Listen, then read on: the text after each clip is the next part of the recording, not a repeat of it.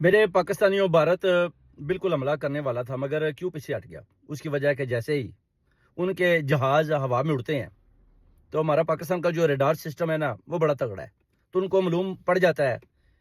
क्योंकि जब thunder J-10 हवा में उड़ान लेते हैं तो ये सारे वापस भाग जाते हैं, क्योंकि इन्होंने राफेल और दूसरे भी MiG-19 जितने बड़े बड़े तैयारे हैं वो इनकी 40 के करीब इन्होंने सारे जितने भी फाइटर तैयारे हैं इनको पार किया हुआ है, और ये मौके की तलाश में है कि कब और किस तरह पाकिस्तान के ऊपर हमला किया जाए और उस दहशतगर्दी का जो है ना उनसे हिसाब किताब लिया जाए।